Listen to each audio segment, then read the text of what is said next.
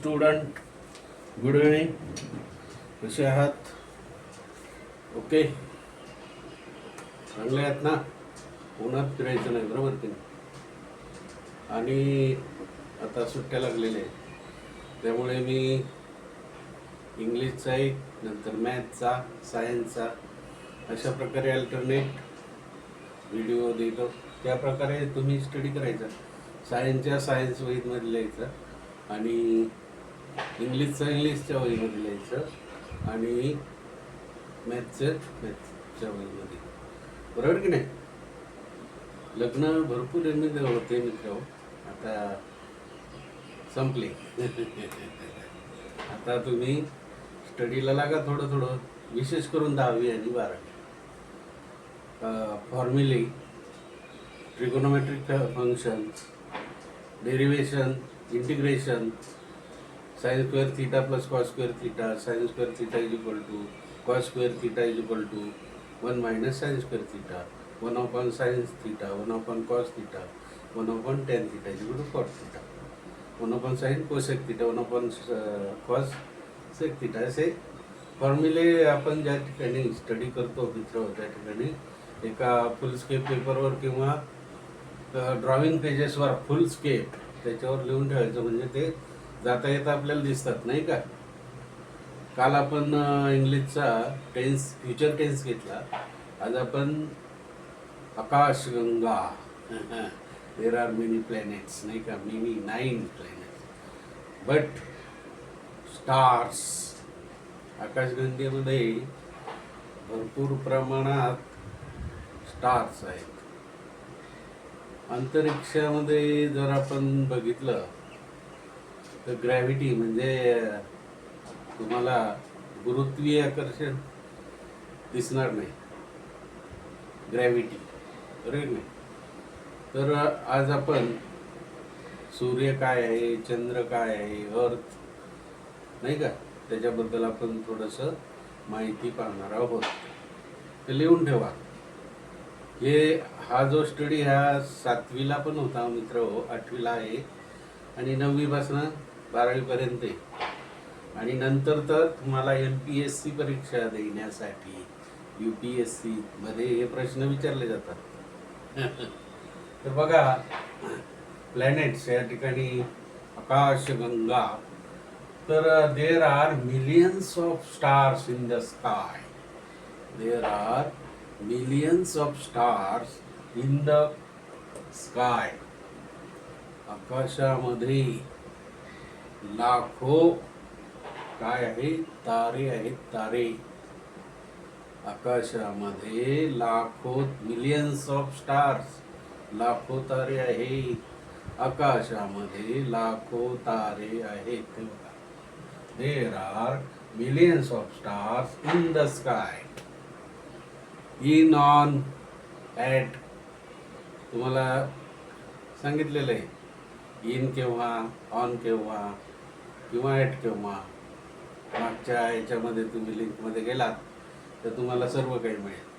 किंवा since for, since particular, perfect date, perfect day, आणि त्याला सिन्स फॉर अंदाजे, अशा प्रकारे दिलेले. There are millions of star in the sky. आकाशामध्ये लाखो तारे आहेत, मोजतात येणार नाही, गणती नाही, अनलिमिटेड आहे की नाही? दुसरा बघा, the sun is also a star. Sun is also a star. बघा, सूर्य हा सुद्धा एक तारा आहे. मागे 6 वर्षापूर्वी MPSCला एक प्रश्न आलेला होता, सूर्य काय आहे, बरोबर की नाही? आकाशगंगेतील ते पर्याय पण दिलेले होते. तर इंग्लिश मधला तो star. The sun is also a star. सूर्य हा एक तारा आहे. Mars look red. Mars look like a red. आता तुम्हाला माहिती आहे, मंगळावर भरपूर लोक गेलेत, जाऊन आलेत, शास्त्रज्ञ, नाही का? आणि मंगळ हा रेड आहे, लाईक अ रेड, लाल. मार्स लुक्स रेड, मंगळ हा ग्रह लाल आहे. हे तुम्ही जोडायचंय मित्र मराठी. मंगळ टिंब टिंब लाल आहे, मंगळ ग्रह लाल आहे. सूर्य हा सुद्धा तारा आहे, नाही का? आकाशगंगेत लाखो तारे आहेत, असं मराठी लिहायचं तुम्ही बरं का. म्हणजे practice makes man perfect. Practice करायची तुम्हाला येणार. आता बघा, we live in the Milky Way. We live in the Milky Way. बघा, आपण आकाशगंगेत राहतो, नाही का? भरपूर प्रमाणात तारे, सूर्य, चंद्र आणि वेगवेगळ्या प्रकारचे. आता ते तारे तर आपल्याला we can't measure it because these are unlimited millions of stars. We live in the Milky Way. Planets revolve around the sun. Planet revolve around the sun. Science मध्ये आहे ना मित्र, orbit. Electron revolves around the orbit.